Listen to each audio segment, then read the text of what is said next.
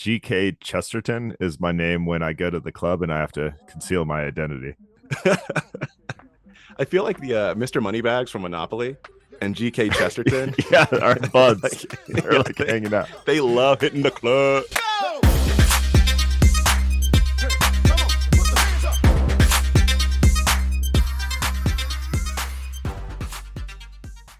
This podcast contains the arguably witty banter of two friends, Skippy and Dougals, that like to debate about investing. The content is intended to be entertaining and for informational purposes only, not investment advice. You should do your own research and consult a financial professional before using any of the information in this podcast, and especially before investing. Hey, Dougals, did you hear what Kathy Wood said this week? I think I hear everything that Kathy Wood says, but I'm trying to be disciplined about it.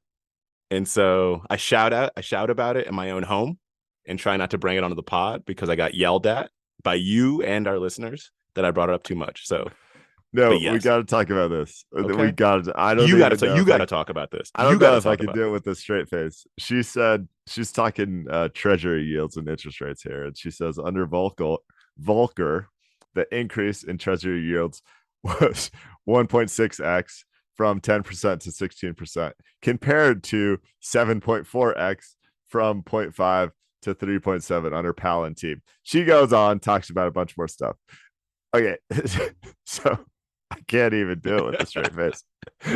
So then my friend, person I respect, who calls everyone out on Twitter, Clifford Asness, he writes, nobody in all of economics, banking, and finance thinks this is a multiplicative relationship. I guess a move from zero rates to positive rates was infinity. Jeez. Like, why do she is out of her element? Like, I do not. You heard me say this before, that I think that she's the Kanye of investing here, because she just, except I don't think she does it on purpose. I feel like Ye, sorry, I didn't mean to. I feel like Ye like has a team that comes up with like his nonsense that'll be that'll be it's viral. Like the Dan Price guy who doesn't write any of his tweets or LinkedIn posts. Yeah. Oh, this is so much nonsense. And for those following along at home, so Volcker, you mentioned Paul Volcker was the chair of the Fed back in the late 70s, early 80s. And he's the one that like fully jacked up rates in order to get rid of inflation. It sent us into a big recession back then. She's comparing what Paul Volcker did then to what Powell did now, when that there's so much that's different. I don't even know where to start. Part of it is the whole multiplicative piece that Cliff was talking about there, where 10% to 16% is not the same as like 0% to anything. It's a fundamental different paradigm. I'm using the proper terminology there, paradigm, because of how serious this is. No, we talk real estate a lot on the show because real estate's fascinating and it's a microcosm. And we have great listener mail this week on the difference between the real estate bubble in 08, 09 and to today. So shout out to Jared for sending that our way. I think we'll get to it in a little bit. But it's really easy if you talk about real estate. If someone's getting a mortgage at maybe 6% because the Fed funds rate is in the high threes versus someone getting a mortgage at 18% because the Fed funds rate is 16%, and saying the amount of the raise compared to the previous rate like somehow matters is just hogwash. It doesn't matter at all. It's like someone paying 18% on their mortgage is obviously onerous, and we know why. It doesn't matter. The fact that they could have been paying 12% on their mortgage it's just nonsensical. I don't even know how you write this. I don't know how you write this. I don't know how she hasn't lost her full audience. Although, to a certain extent, I don't know if you saw recent headlines this week that were summarizing the amount of money that people have made on shorting her ETFs. Oh, I'm in that camp, man. Remember, I bought SARK, and I was just riding that. I could not believe how much money I was making, but I only had $100 in there. Highly profitable. I mean, it was one thing a year ago when we were talking about SARK coming out and saying betting against a single portfolio manager just kind of seems, having an ETF that does that, just like, I don't know, does that happen pretty frequently? But now this year I'm seeing there's like a whole marketplace of short bets against a single portfolio manager. To the extent it's to the extent where if Kathy Wood were if she had like a steady like ETF structure, then I'd go, this is some serious pessimism that should we like maybe take a look at a contrarian bet.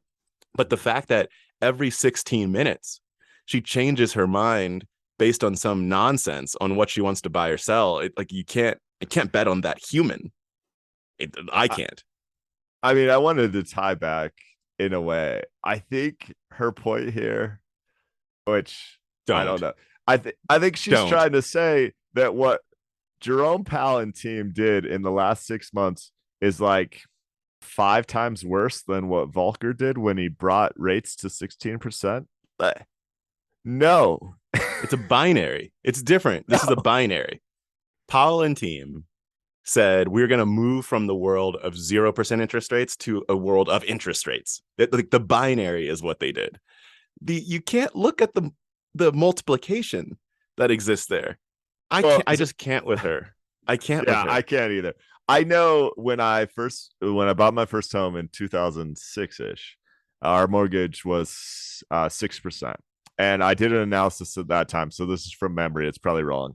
But at that time, a 6% mortgage was like in the 10% lowest rates if you looked at the past 50 years or something. Like it was a historically great rate, is my point. We're back to mortgage rates in the 6 to 7% range. That's still historically a great rate. You just got to zoom out. You just got to say the last decade was an anomaly. Go back and look at mortgage rates for the last 80 years and tell me that it's comparable to what Volcker did in 1982. It's just not. The difference there, I mean, we talked about this before. Let me separate this out from Kathy Wood. But the difference from 16 years ago now is that home prices are so high and mortgage rates are at that level. So like to buy a home, you sent over what I thought was a really good New York Times piece this week about the starter home and how it no longer exists, but not because the supply market, like home builders, it's not because they don't want to build them. It's because, at least according to this piece, it's because of partially regulation has made it such that it's too expensive to build a home and they can't sell it for the starter home price, even when they build them. But anyway, I think that's like what feels different today. But on the Kathy Wood side, yeah, I got to move on. No, we can move on, but let's just tie up a loose end because there's a lot of housing to talk about. I gave a similar stat, but Redfin came out with a report this week where they plot mortgage payments for the average price of a home and the average interest rate. And man, you just got to see the 2022 line. It's a whole factor above anything that happened in 2021 and 2020. And basically, mortgage rates are up 45.5% because rates have gone up and house prices haven't come down. It's absolute craziness. But it's very likely that housing prices start to come down because it's simply unsustainable. So there's a bunch of articles on that. I don't know that we'll do a deep dive, but get ready because it's going to start to get juicy. And then people are going to write all these crazy articles freaking out about house prices going down when maybe it's just, to use my favorite term, it's just mean reversion. Like people simply can't afford to have their mortgage rates increased by 50% because their salaries certainly did not keep up. Fishbowl time. Fishbowl, go for it. Fishbowl time. All right, I'm going to reach into the fishbowl. And speaking of things going down, there's this blog post by Mark Suster, who's a partner at Upfront Ventures down in LA. It's about the VC market, venture capital market, because that's what Upfront does. That's who Mark Suster is. But this one is looking at what happens post crash to the VC market. So I think it's interesting. We don't talk about venture. We mention venture capital a decent amount, but don't go into it as frequently. So I just want to bring this up. A couple quick hits. I love this point that Mark Suster brings up. It's a question and then an answer from him. He says, should SaaS companies, so software as a service companies, just think about that as software companies, trade at a 24x enterprise value to next 12-month revenue multiple? Sorry. Should SaaS companies trade at 24x enterprise value to next 12-month revenue multiple. So we were talking about price to sales, right? Yeah. Effectively, he's saying That's is 24x. Is that right? yeah, that's Just like they effectively did price to sales. in Yeah. November 2021. Is that what the price should be? Probably not, is his answer. And we think 10x, which is what it was in May 2022, seems more in line with historical trend. And that also might be too high. So he just like set that stage first to say last year we were looking at 24 times, right? Is what the average seemed to be in the venture capital market. And now he thinks we're getting down to 10x is probably somewhere we might land, but that might even be a little bit high. So he sets that up. And with that context, so then what happens? What does this look like? And one of the areas that he points out is he says, we're not taking any meetings with companies who raised their last growth round in 2021 because we know that there's still a mismatch of their expectations. So what he's saying there is those folks that viewed the mean, right, to use your mean reversion, there are founders that viewed the mean as what happened in 2021, which was actually like really, really high. Bill Gurley mentioned something about this in a tweet, right, a few weeks ago too, of disillusionment that founders can have then. So he said, we'll just wait until companies that raised in 2019 or 2020 come to the market. We're willing to be patient, right, for those founders to come in, which I think it was interesting combined with that piece. I want to jump in right there. Okay, do it. So Bill Gurley did an interview with McKinsey this week, and he said two really interesting things. One is he said he thinks this might be the best time to start a company in the last 15 years. What he's meaning is the cycle's down, there's pessimism in the markets, and those are historically the best times to start a company. I'm happy that I just started a company, so we'll see how this works out for me. But then the interviewer, he's talking about the personal shock of having someone raise at the peak and mentally banking this wealth and then watching the paper wealth disappear. So here's the exact quote. The interview goes, so how does that personal shock of going from being worth 150 million to being worth 50 million? And Bill Gurley says, or 15 million. He's saying that this company might be worth 90% less than it was in 2001. I sorry to jump in, but that goes exactly to your point. And he's a realist in Silicon Valley, right? He's honestly implying that some of these companies are worth 90% less than they used to be. Yes, which we're seeing in the public markets. So it's not that it's not wild. It's not wild for me to say that. And he's seen some cycles per what you were saying. I mean, he's been in this industry for about 30 years. The other thing that I'll point to, which gets back to the good time to start a company potentially, is in Mark Suster's piece, he has this graph of VC capital overhang. The way to think about overhang is just capital that's sitting on the sidelines that hasn't been invested yet. So that is currently, by the estimates here, that's currently at about $290 billion that's sitting on the sidelines that VC firms have raised. If you compare that to a decade ago, 2012, it was $72 billion.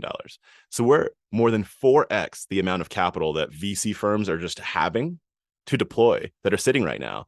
To your early point. Well, I also want to jump in there. I listened to All In Pod this week, and David Sachs talked specifically about the statistic. And it's his belief that a lot of that capital is already deployed. And there's some reporting challenges here. I just wanted to throw that in because it surprised me. But regardless, it's a fascinating stat, and it's really a really interesting thought experiment. If there is that much capital out there and valuations in some cases have come down by 90%, like, holy cow, there could be some deals to be had. It's a lot because you have, so what you know, by you, I mean what the world knows is that this capital will be deployed. So whether it's, I don't know what Sachs thinks it is, but whether it's $290 billion, $200 billion, $150 billion, it's still 2, 3, 4x, somewhere in that range of what it was about a decade ago. And you know it will be deployed because that's what VC firms have to do. Like you are going to invest it. And so in a market like this, there are two things that happen. One is the check sizes will get smaller. And the second, which is related, is that valuations are down. Now, those two things go hand in hand because if you're now a 15 million, well, you didn't say a 15 million valuation company, but I'm just use the same stats. If you are a 15 million valuation company and a check that was being written was $15 million, that's no longer going to be the case because you're not buying the whole company as a VC firm, right? And so check sizes are going down. With capital being this much, that just means more businesses will likely be invested in.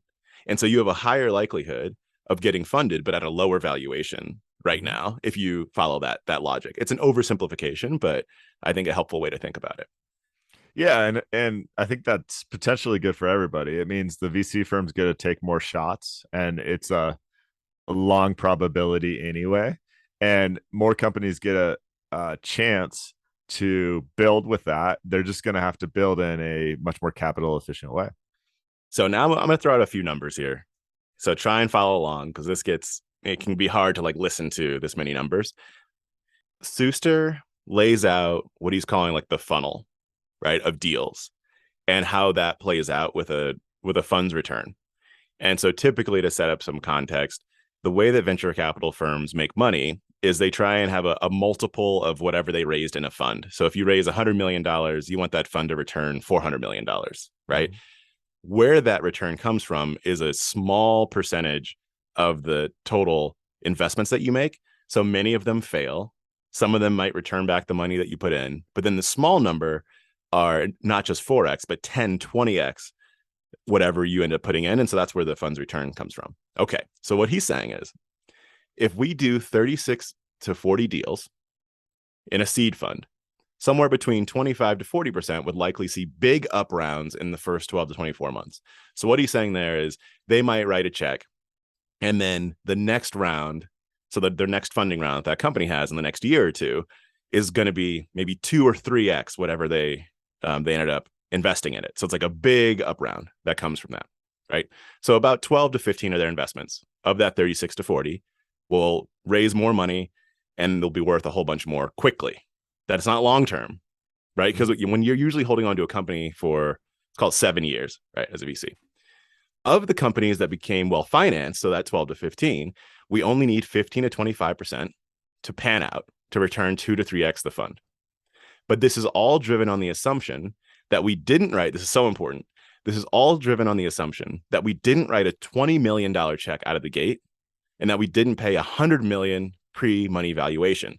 So what they're saying here, what he's saying is that in this world that existed up until November of last year, the size of checks and valuations both had increased so much that in order to get into the game, you might be writing that $20 million check, right, at over $100 million valuation. So you get 20% of the company. And he's saying, we're betting that we didn't do that. Like you had to have not done that in this world to now be able to make money. And the last paragraph that he writes in this post is like all skippity doo dah all day. I love this. I read this paragraph and just thought about you because he's saying that a lot of the value that they're seeing being created in their fund right now is not from those companies that had the big up rounds really quickly. It's from the businesses that weren't immediately up into the right. They took on less capital and have just kind of been chugging away in the background, creating long-term value. And so those are the ones that he's seeing in his portfolio that are doing better right now, or at least maybe I shouldn't say better. They're creating a good amount of outsized value right now versus the companies that were immediately like up into the right and raising large rounds and now are potentially going to have to raise down rounds, which means you raise money at a lower valuation and there's a lot more dilution that comes from it. Hope you could follow along with all those numbers. There's a lot of ticky No, tacky. it's good. There's one thing I want to make sure I fully understood. When you talked about his assumption saying we didn't, the only way we make decent returns is if we didn't go crazy in November. I just want to say that a different way and make sure I fully got it. So you stated the assumptions that they're going to be writing smaller checks in the future, right? And so I'm going to use some coarse analogies here, but if they wrote a check in October 2021 for $20 million to one company and they got caught at the top of that bubble, and then all of a sudden in the next 12 months, they write a bunch of $2 million checks. The $20 million check that is likely going to fail because they overpaid for it is going to pull down the returns of all the smart bets they make over the next 12 to 24 months. And effectively, it's going to come out in the wash. And that one or two poor decisions with a much bigger check size hurt everything else. Is that what he's getting to? Yep. Okay. That's exactly right. It gets to, we talk about Taleb on here a bunch, the author of the Black Swan. It gets to something he talked about when he was saying that people often look at the frequency at which something occurs, but don't look at the magnitude along with the frequency. And that's what you're saying, is that you can write a bunch of the small $2 million checks, but that big $20 million or two $20 million checks, the magnitude of those is so much that it's a 10x, right, of the 2 million. So you can't have those fail if you want everything else to be able to succeed. So the magnitude is equally as important or more important many times as the frequency. Perfect. Can we shift gears? Let's do it. All right. So Charlie Bolello, I hope I'm saying that right, broke down the AAII survey this week. And that stands for American Association of Institutional Investors. Basically, they send out a weekly survey and they do a breakdown on the market sentiment, basically, of individual investors. This week was the lowest point since 2009, and the previous low for that was in October 1990. I'm not calling a bottom here. I think there's plenty of room to run on the negative side. But if you look at the last 30 plus years here, the three lowest events happened at the bottom, March of 2009, and at the bottom of October of 1990. Isn't that interesting?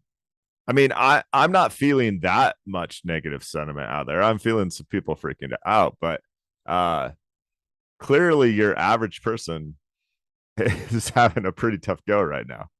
It's I think you're starting to see a lot of that in the news now. You see more and more pessimism than we saw 2 months ago. Even this is surprising to me as well. Like comparing it to that time in 2008-ish, right? The 2007 to 2009 period, it was like the world might end. The country might run out of money. That was such a wild time that to me, this feels like more of it could be where it is because of comparison, because there was so much joy and elation.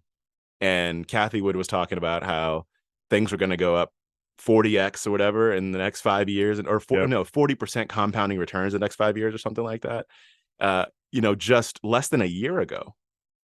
And so going from that to the inflation that we're seeing, interest rates going up 7.4 times, whatever Kathy Wood was also saying, right? It might just be like that. The juxtaposition of those two things maybe is creating the sentiment. I don't know, but I was surprised by the graph, but I am seeing a lot of negativity out there. Yeah, I mean, and to be fair, so they take the percentage of people that are optimistic and subtract it from the percentage of people who are pessimistic, and then they come up with a stat. So right now we're at negative 43%. In like early 2009, we were negative 51%. So we're not quite the same magnitude down. And like I said, I kind of expect this to continue down, but absolutely fascinating to think, that this seems to be similar to a Lehman Brothers type event, because I just don't think we're there yet. I don't think it's nearly that bleak. But the UK bond market, if anyone followed the stock market this week, they'll know there's some crazy ups. I think it was Wednesday. That's because the UK announced that they'd start buying bonds.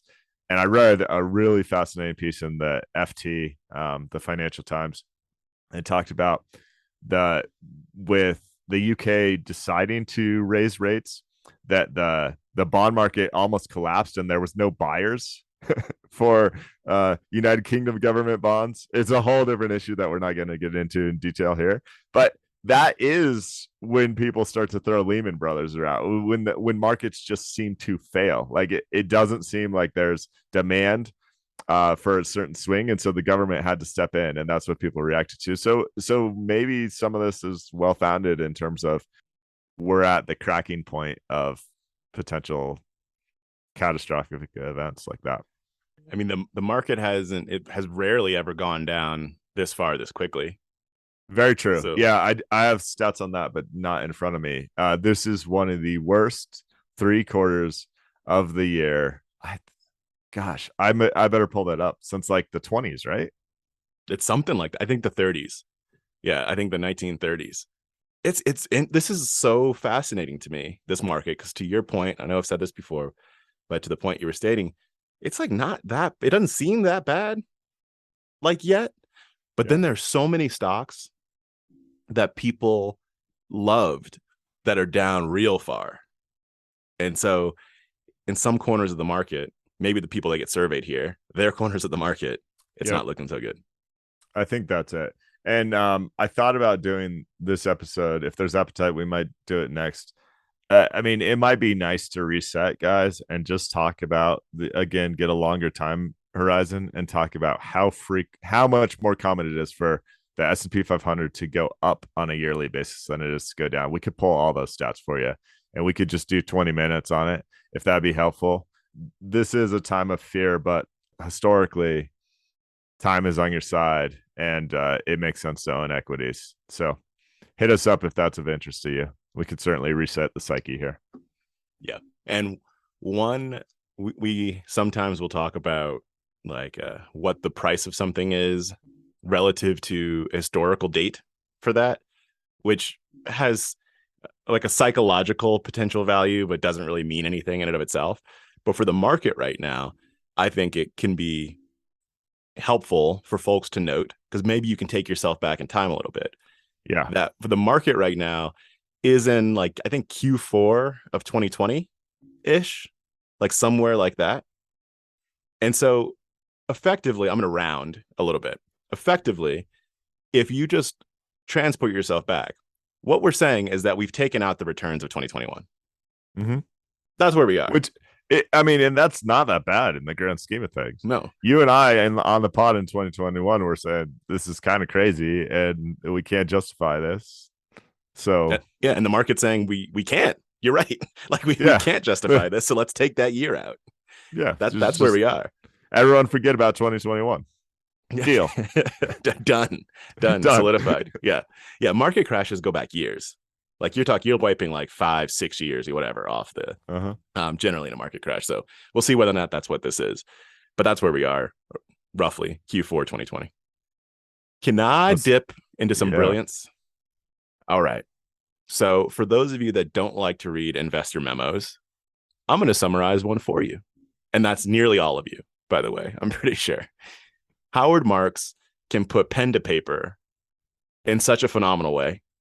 And I'm glad you turned me on to Howard Marks. Actually, I'm very thankful for that. And I just really enjoy reading his memos. So this one from September 2022 is titled Illusion of Knowledge. And this is like, I think you probably called Mr. Marks and told him to write this because of how much you don't like forecasting. This whole piece is about forecasts and nonsense. But I'm going to end this. I'm going to give some summary hits from this, and then I'm going to end it with a question for you. A contrarian, controversial question for you. It might even be a question with a period at the end. Here are a few quotes. Forecasters have no choice but to base their judgments on models, be they complex or informal, mathematical or intuitive. Models, by definition, consist of assumptions. If A happens, then B will happen. In other words, relationships and responses, right? So what he's saying is, if you're a forecaster, you need something to say what you should forecast. They build these models. Models have a bunch of assumptions, say if this happens, that happens. What that then leads to is you have a whole suite of assumptions that are basically multiplicative. Like you need all 6 of these things to occur. If one of them is different, then your forecast kind of goes off. And it's impossible really to know whether or not A, B, C, and D are all going to happen. One of my favorite quotes is when someone presents a forecast to you, you say, what assumptions in your model are required to make that happen? And often this happens in boardrooms for me, right? Often the person starts talking through their assumptions. And not only do you realize that there's a lot of rosy stuff in there, but you also realize that, like you're saying, it goes 6 deep. And then you reframe and you ask yourself the question, like, what is the likelihood that all 6 of those things happen? And you quickly realize that forecast is junk. It's just how it works. It's just how it works. Fair enough. All right, here's another one. How can a model of an economy be comprehensive enough to deal with things that haven't been seen before or haven't been seen in modern times, meaning under comparable circumstances? This is yet another example of why models simply can't replicate something as complex as an economy. I really love that point around how do you deal with things that haven't been seen before or haven't been seen in like in this environment. Like I really like that one a lot. We just talked about it last week. The quote, the guy being like, we've never raised interest rates 75 basis points a time into a recession. Like Yep. we've never been here before. So how does your model handle this? It can't. Yep. All right, I've got 4 more, and then I'm gonna spit out my nonsense. All right.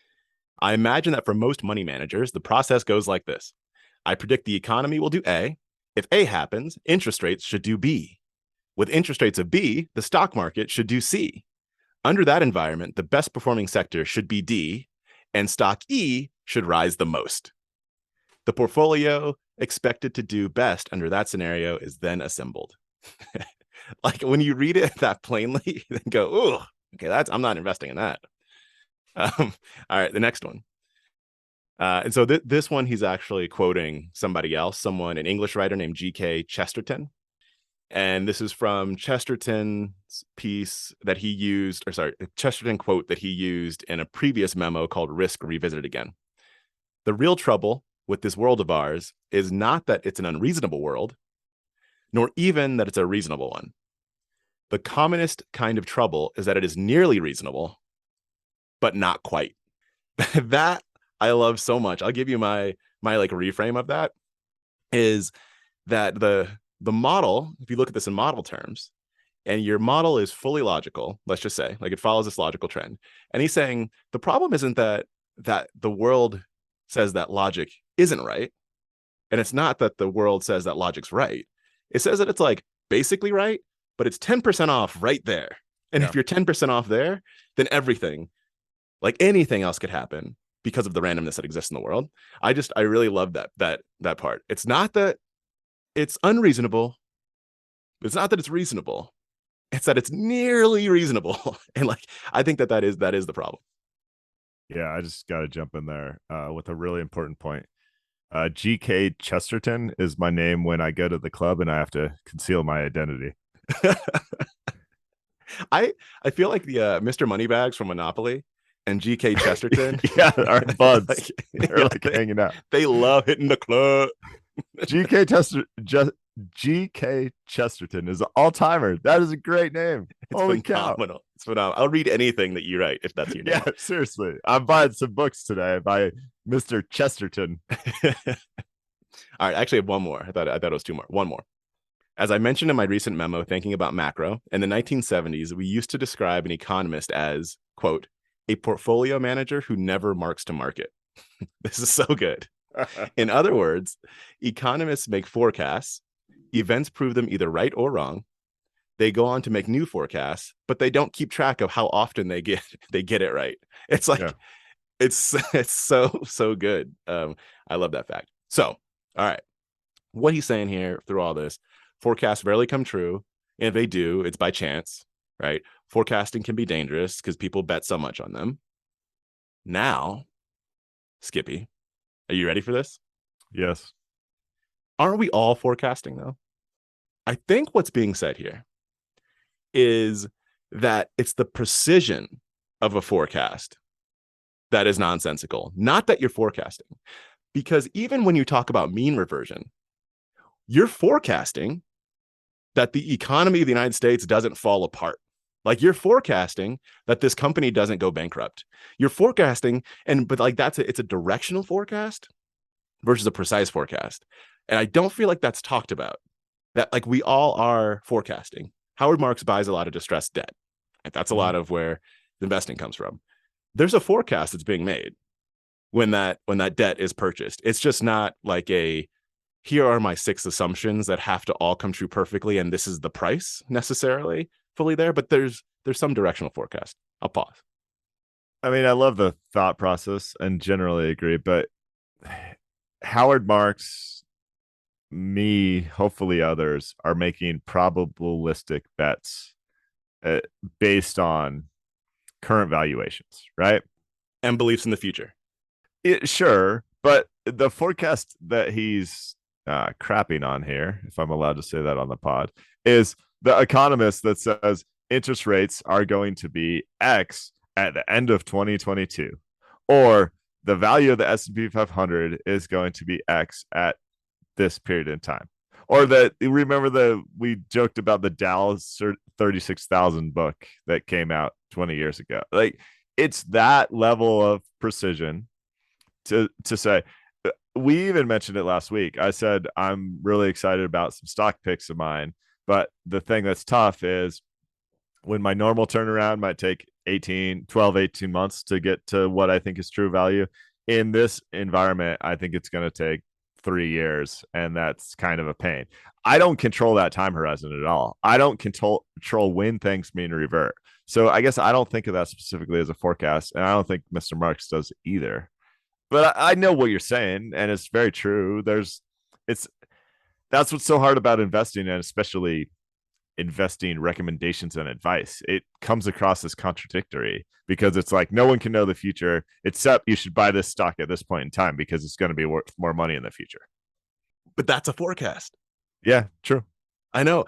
Maybe it's just a messiness of language. Like, and I'm not actually trying to argue semantics here.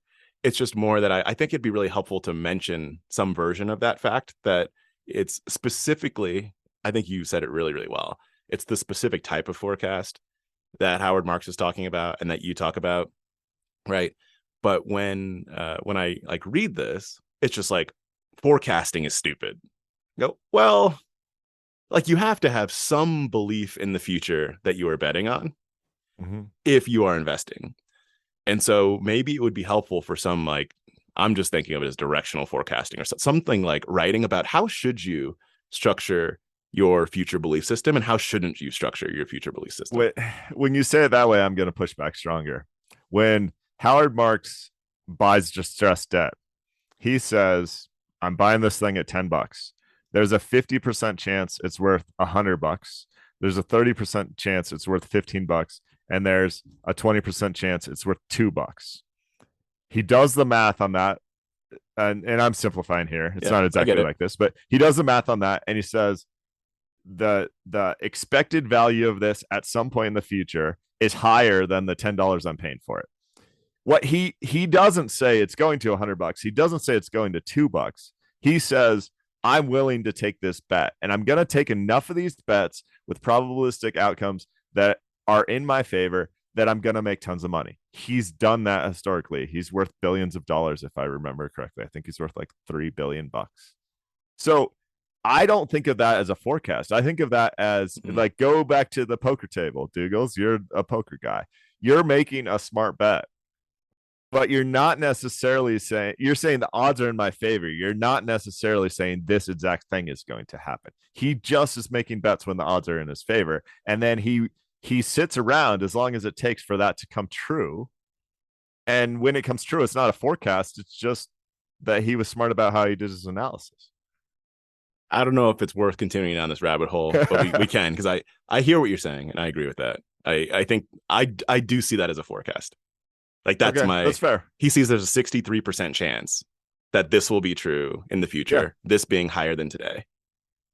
It's a really good point. And some of it might be a little semantics like, but I totally hear you. And I think there's some contradictory stuff that happens when you talk investing, and separating the macro forecast from the economist who doesn't keep a track record on their wins and losses and maybe loses 90% of the times in their historical forecast is different than doing that with a portfolio manager like Howard Marks, who has an incredible track record. Yeah. And everything he wrote. So this 15-page memo. I'm like, yes, believe that. It takes me back to what Buffett always talks about too, is like bet on America. And I think that's where my brain starts to go. Is like for me personally.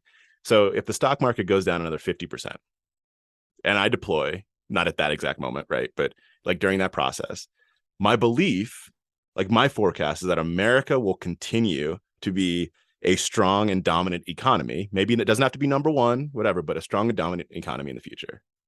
And I think that there's something important in having, even, I don't want to call it macro, because I'm not talking about like macroeconomics, but like high level guideline, like some paradigm. This is a paradigm, not a paradigm, because this is positive. Some paradigm that you're operating within about the future, that like the stock market will exist. I will get returns back, right? the financial system won't fall apart. So anyway, we don't have to continue down that road because we can talk about it forever. I'll But pull something out of the fishbowl that's like somewhat similar. I okay, think it's cool. relevant. Cool. So you know Annie Duke, right? Oh yeah.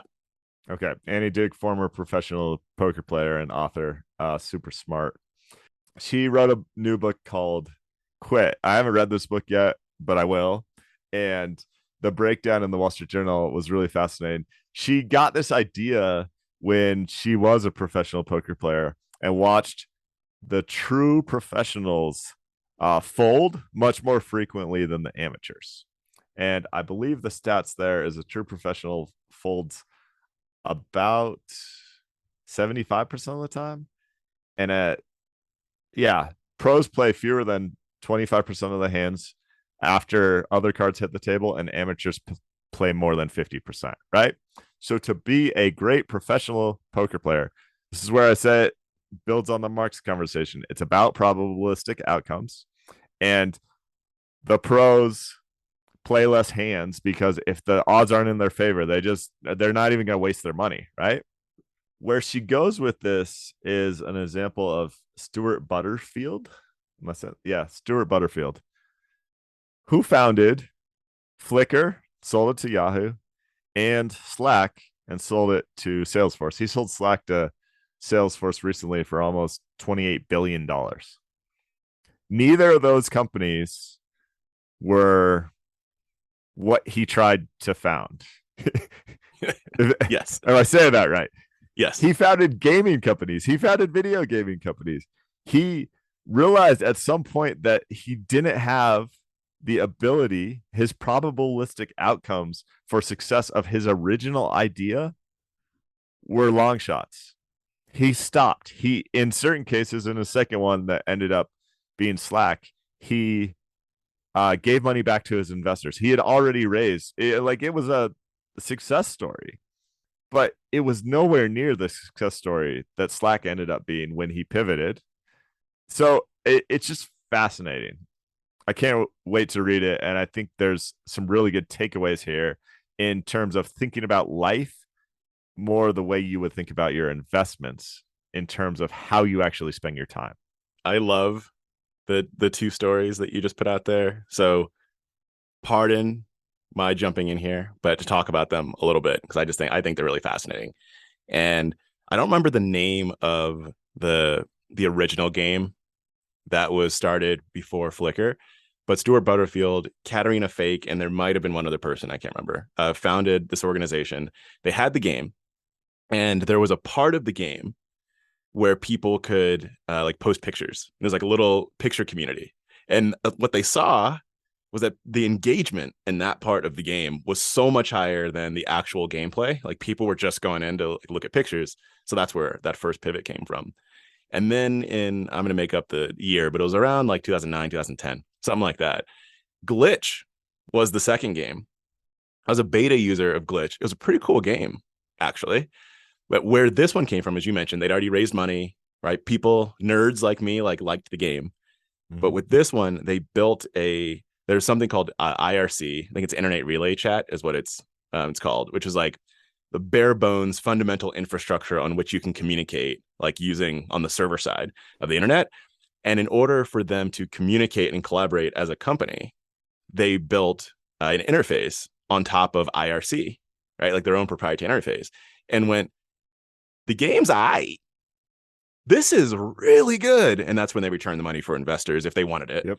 And then pivoted. I just think cool. I think it's really cool. And I also love the fact, I always say, Stuart, I don't say this to Stuart. I say it in my home and Stuart doesn't know. I say, Stuart, stop trying to found gaming companies. And then a second later, I go, maybe you should start more gaming companies. Like maybe it's because for some reason, he plus, other co-founders seem to be particularly good at creating games that have features that are better than the games. And if the game is the way for you to do that, like more power to you. But I still think that it's pretty cool there. This is your point last week where it's like, read outside of your discipline and explore things. Like Stuart, keep founding gaming company. Actually, Stuart, do whatever you want. Take your $28 billion and do whatever you want. I'm not here to tell you what to do, but people don't do this enough. I'm not claiming that this is an easy path. Founding a company is very, very difficult. And I have so much respect for founders. There's no guaranteed success, but he just seems to have an open mind in a way that most people don't. I think there will be more examples in the book of, I'd call it more traditional ways to quit. I mean, that could just be you hate your job and you're not doing something you're passionate about, and you choose to find a way to shift towards something that makes you happier because life is short. Like, I don't know what the example is in your more typical American life. It's not Stuart Butterfield, but it's a fascinating book. Put it on the list if you guys are interested. Love that. I'm gonna read it. I like Annie Duke stuff, so thank you for raising. You got more? No, that's it, man. How about you? All right. Nah, this was good. Enjoyed the combo today. Awesome, guys. We dropped a special episode just for premium subscribers with some things we're thinking about on the investing side. If you want to become a premium subscriber and get access to content like that, you can hit us, skippydougals.supercast.com. There's multiple memberships there, and that really helps the pod. We love rating and reviewing the podcast and shooting it to a friend or two if you like our antics here. And the Twitter is @SkippyDougals. All right. Thank you, everybody.